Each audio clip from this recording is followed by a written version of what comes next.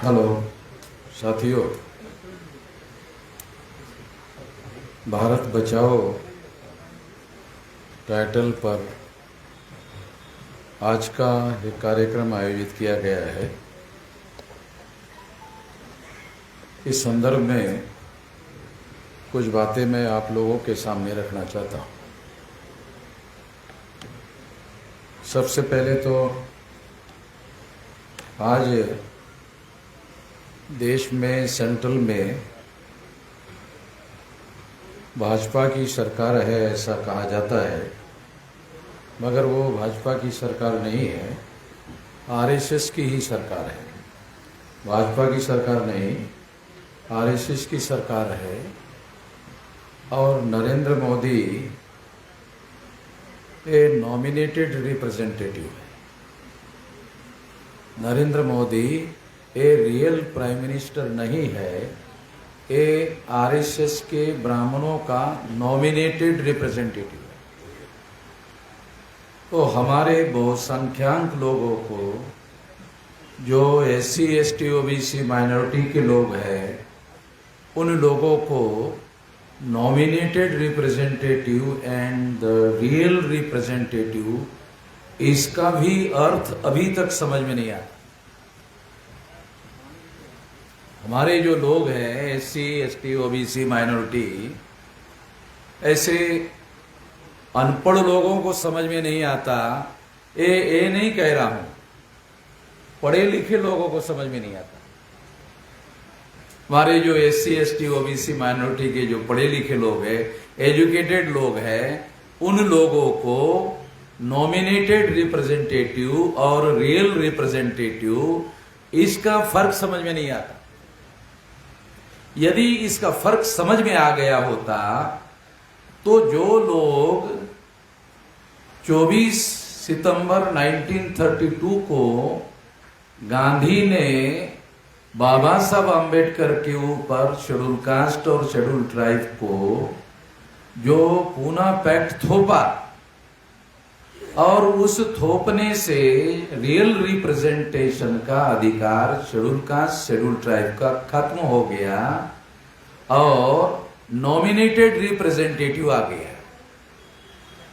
ये nominated representation आज भी 330 और 332 में भारत के संविधान में आज भी लागू है।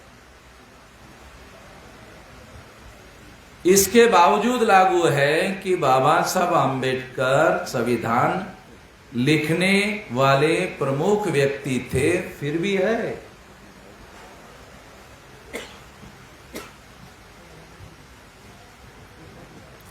ये बात हमारे एससी एसटी ओबीसी माइनॉरिटी के लोगों को यदि समझ में आ गई होती, तो जो लोग नॉमिनेटेड रिप्रेजेंटेटिव के तौर पर शेड्यूल कास्ट शेड्यूल ट्राइब की जो रिजर्व सीटें हैं ज्वाइंट इलेक्टोरेट में, उसको एंजॉय करते हैं, वो एंजॉय नहीं करते।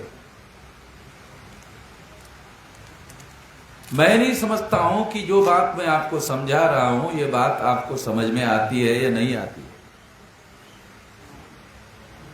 ये बहुत बड़ा झगड़ा था गांधी जी के बीच में और बाबा साहब आम्बेडकर के बीच में।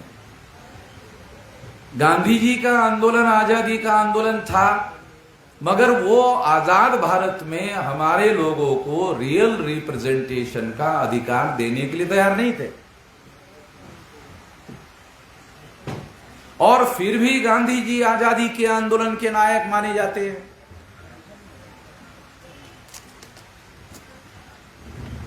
मुझे ये बताओ कि schedule caste schedule tribe backward classes के लोग reservation in services and reservation in professional education के लिए सारे देश भर में लड़ते हैं। सारे देश भर में हमारे लोग लड़ते रहते हैं। हर 10 साल बाद पॉलिटिकल रिप्रेजेंटेशन के लिए अमेंडमेंट होता है संविधान में, और वो अमेंडमेंट हमारे जो लोग हैं वो उसको एंजॉय करते हैं। उनको ये भी समझ में नहीं आता कि जो सर्विसेज का रिजर्वेशन है, जो प्रोफेशनल एजुकेशन है, इसका रिजर्वेशन और पॉलिटिकल रिजर्वेशन जो जॉइंट इलेक्टेड के तहत आता है, ये उनको अभी तक समझ में नहीं आता। यदि समझ में आ गया होता तो जो लोग जो पॉलिटिकल जॉइंट इलेक्टेड है 330 और 332 आर्टिकल के तहत, उसको हर 10 साल बाद संविधान में संशोधन करके अमेंडमेंट किया जाता है, और वो जो अमेंडमेंट होता है उसके लिए कोई शेड्यूल कास्ट शेड्यूल ट्राइब के लोग भारत भर में आंदोलन नहीं करते। कभी सुना आप लोगों ने कि शेड्यूल कास्ट और शेड्यूल ट्राइब के लोगों ने हर 10 साल बाद हमारा पॉलिटिकल रिजर्वेशन एक्सटेंड करना चाहिए, इसके लिए कोई आंदोलन चला है? सुना कोई आंदोलन है?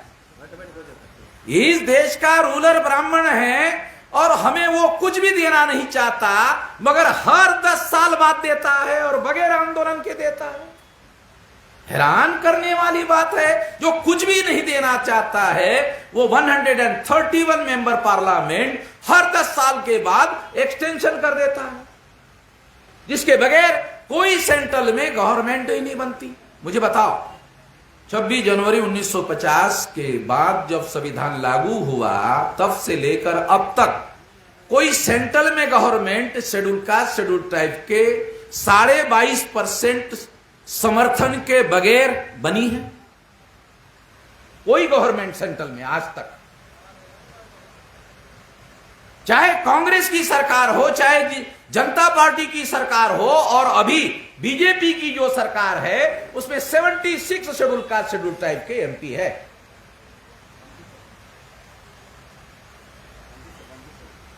हम लोग पढ़े लिखे लोग बीजेपी का आज विरोध कर रहे हैं, मगर 76 मेंबर पार्लियामेंट एससी एसटी के हैं।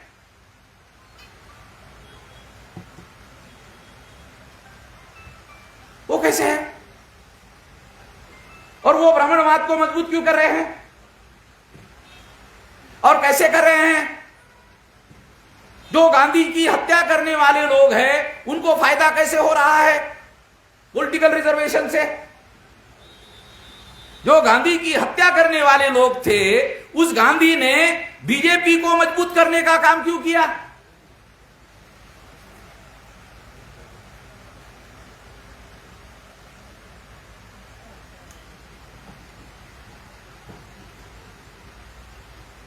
ये जो 24 सितंबर 1932 का जो पूना पैक्ट है, जिसके तहत 131 member parliament schedule caste schedule tribe के चुनकर जाते हैं, उसी में से 76 member parliament out of 303 member जो है बीजेपी के, उसमें 76 बीजेपी के हैं।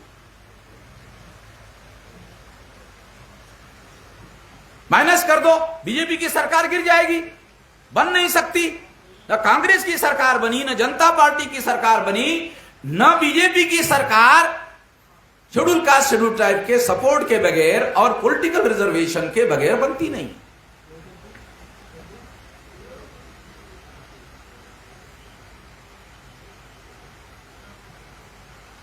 यही तो मजबूत कर रहे हैं ना ब्राह्मणवाद भारत में। बीजेपी कांग्रेस को भी कमजोर किया और बीजेपी को भी मजबूत करने का काम किया।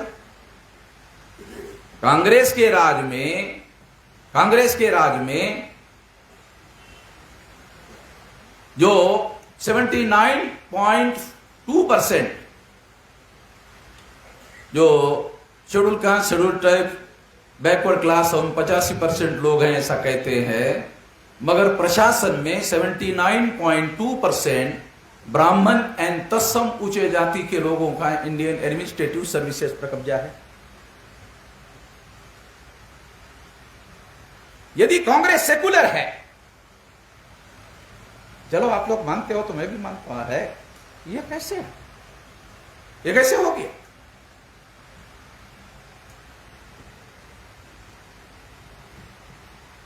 क्या कांग्रेस का सोशलिज्म का नारा और सेकुलरिज्म का नारा एससी एसटी ओबीसी और मुसलमानों को गधा बनाने का और मूर्ख बनाने का कार्यक्रम है? वोट हासिल करने के लिए केवल? मुझे तो नहीं लगता इसके अलावा कुछ है।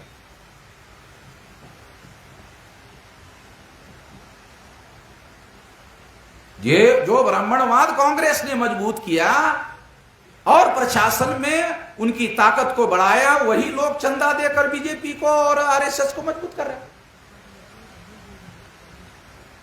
जो 2 नंबर का पैसा जो है इंडियन एडमिनिस्ट्रेटिव सर्विसेज में इन लोगों के पास जाता है, वही 2 नंबर का पैसा आरएसएस को चंदा होकर जाता है।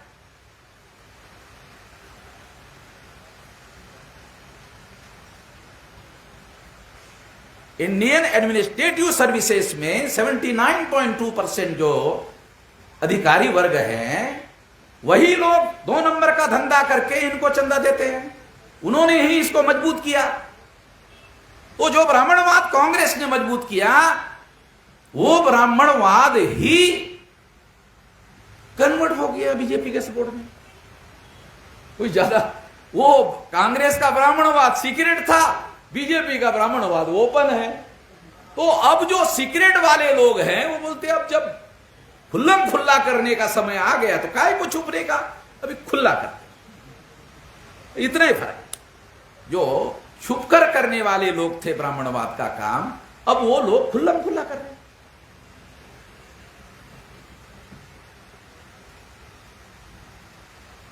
वो खुल्लम खुल्ला कर रहे हैं तो हमारे एससी एसटी ओबीसी माइनॉरिटी के लोगों को आंखों से दिखाई देता है, दिमाग से दिखाई देता है।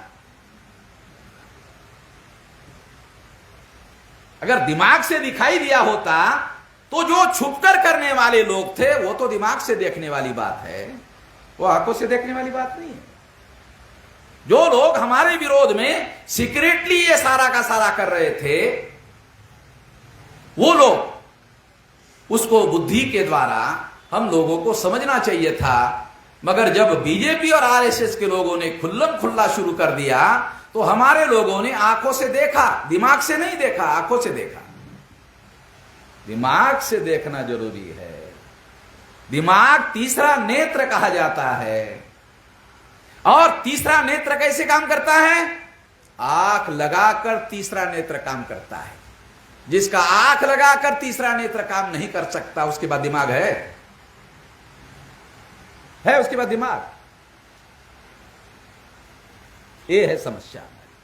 जो लोग सीक्रेटली प्रैक्टिस करते हैं और मीडिया उस सीक्रेट प्रैक्टिस को हाईलाइट नहीं करता है, इस वजह से हमारे लोगों को जो जानकारी नहीं होती है, तो हमारे एससी एसटी ओबीसी माइनॉरिटी का जो बुद्धिजीवी वर्ग है उसको ये करना चाहिए ना, अपनी बुद्धि का उपयोग करना चाहिए ना। अगर वो नहीं करता है तो फिर एससी एसटी ओबीसी माइनॉरिटी के बीच में लीडरशिप कैसे पैदा होगी? और विदाउट लीडरशिप आप कोई आंदोलन कैसा चला सकते हैं? जो लोग ब्राह्मणवादी व्यवस्था को खत्म करना चाहते हैं, मुझे बताओ, संगठित शक्ति निर्माण किए बगैर इसे कैसे खत्म कर सकते हो आप? केवल भाषण करने से है? भाषण करने से, ऐसा कार्यक्रम करने से ये खत्म हो जाएगा? कैसे होगा? अल्टरनेटिव देना पड़ेगा।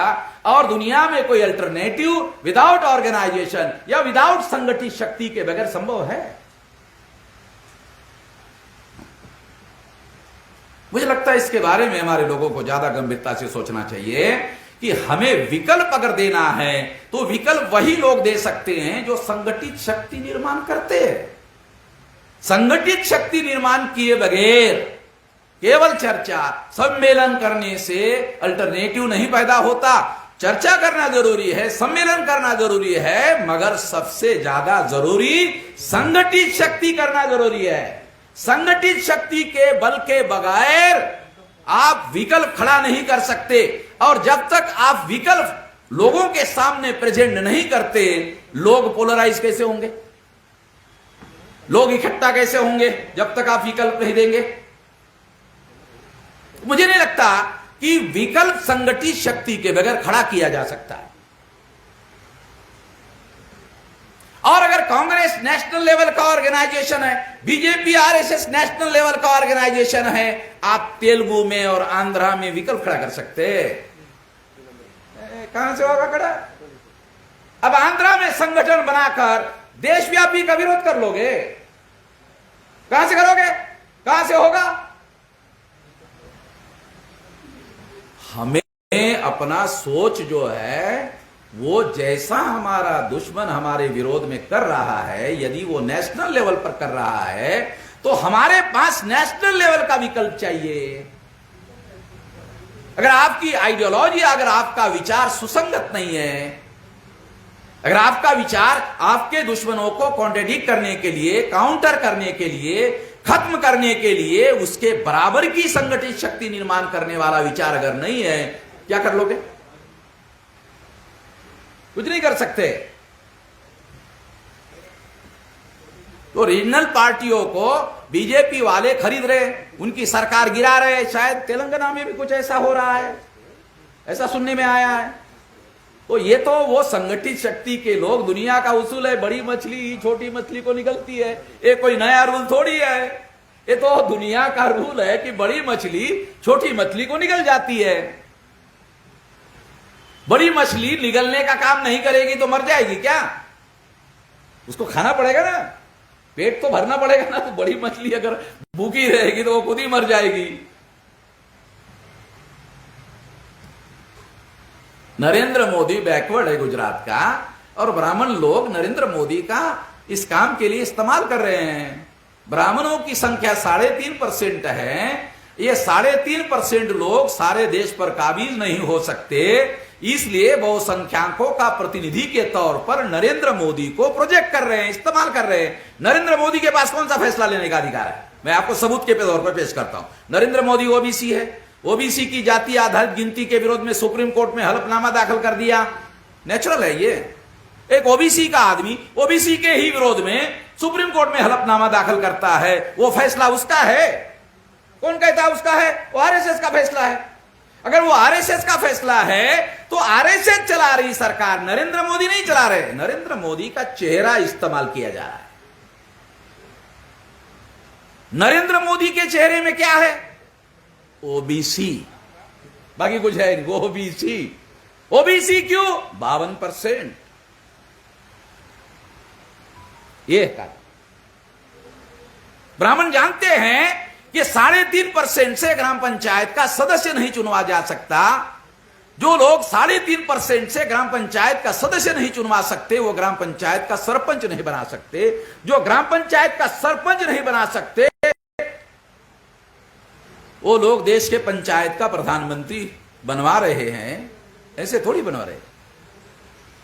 रणनीति होगी, दावपेच होंगे, तो हमारे बुद्धिजीवी लोगों को रणनीति समझ में आती है। हमारे बुद्धिजीवी लोगों को रणनीति के साथ साथ दावपेच समझ में आते हैं।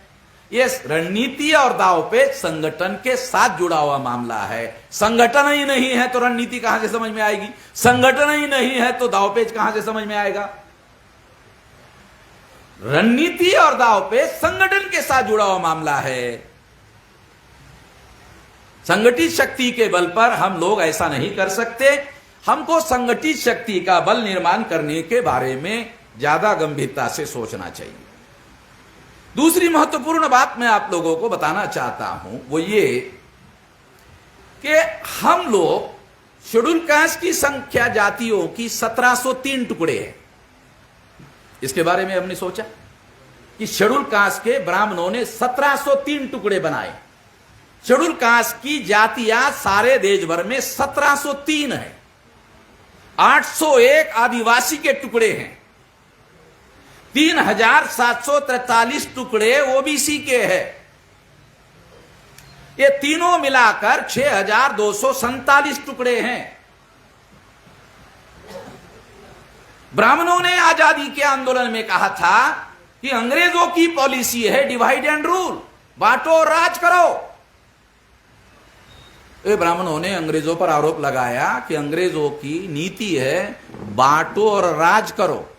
तो अंग्रेजों के पहले ही ब्राह्मणों ने हम लोगों के 6247 टुकड़े किए।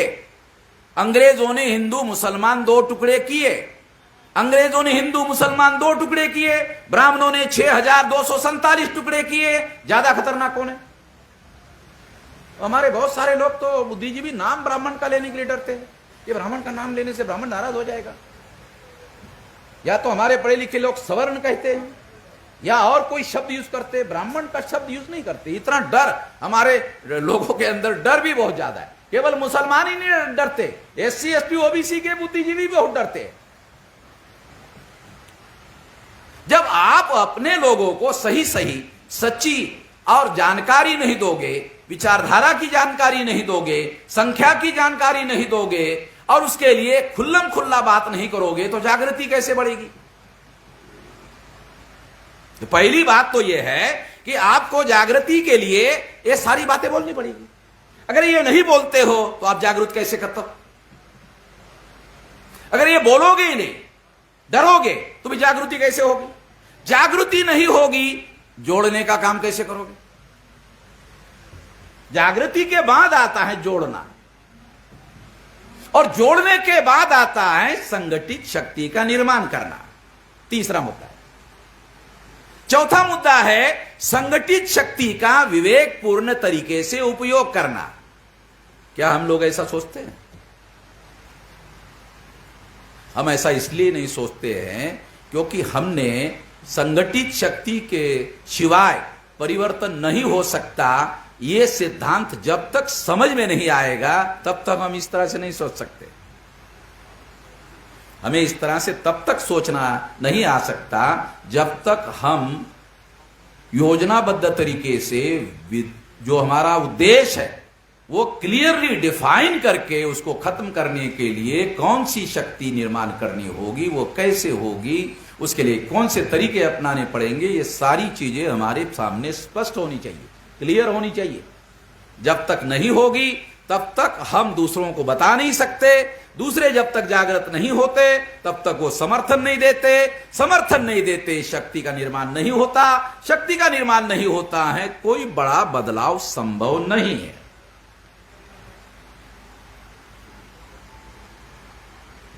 तो ये विचार की बात है, इस पर मैं आप लोगों को विचार करने के लिए अनुरोध करता हूं। मुझे आधा घंटा बोलने के लिए दिया, मैं 26 मिनट में ही समाप्त कर रहा हूं।